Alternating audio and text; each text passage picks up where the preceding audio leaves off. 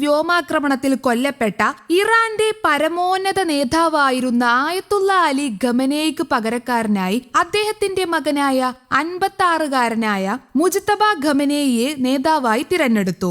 ഇറാന്റെ പരമോന്നത നേതാവായി മുജ്തബ ഖമനേയിയെ തിരഞ്ഞെടുത്തതിന് പിന്നാലെ ടെഹ്റാനിൽ ശക്തമായ പ്രതിഷേധം ഉയർന്നതായാണ് രാജ്യാന്തര മാധ്യമങ്ങളുടെ റിപ്പോർട്ട്.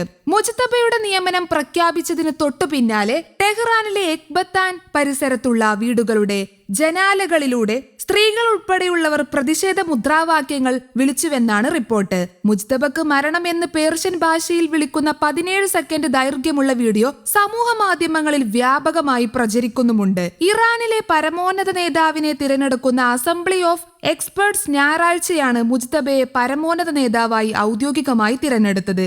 ഇറാനിലെ വിപ്ലവ പാരമ്പര്യത്തിന് വിരുദ്ധമായി അധികാരം പിതാവിൽ നിന്ന് മകനിലേക്ക് കൈമാറുന്നതിന് ജനങ്ങൾക്കിടയിൽ വലിയൊരു വിഭാഗം എതിർക്കുന്നുമുണ്ട്. ഇറാൻ റവല്യൂഷണറി ഗാർഡുമായി അടുത്ത ബന്ധമുള്ള മുജ്തബ ഖമനേയി തന്റെ പിതാവിനേക്കാൾ കടുത്ത നിലപാടുകാരനായാണ് അറിയപ്പെടുന്നത്. US സഖ്യവുമായുള്ള യുദ്ധം തുടരുന്നതിനിടയിലാണ് നിർണായകമായ നേതൃമാറ്റം നടന്നിരിക്കുന്നത്.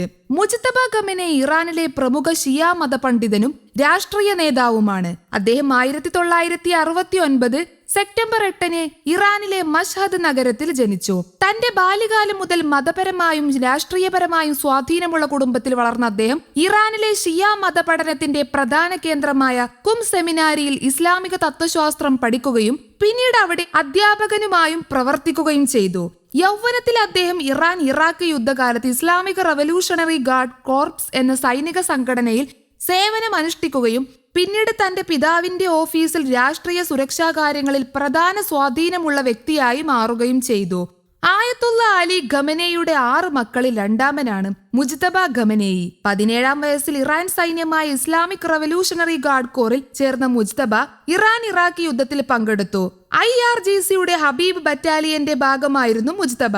തീവ്ര ഇസ്ലാമിസ്റ്റുകൾ ഉൾപ്പെടുന്ന ഈ ബറ്റാലിയനിലെ അംഗങ്ങളാണ് പിന്നീട് ഇറാന്റെ സുപ്രധാന സുരക്ഷാ ഇന്റലിജൻസ് സംവിധാനങ്ങൾക്ക് നേതൃത്വം വഹിച്ചിട്ടുള്ളത്.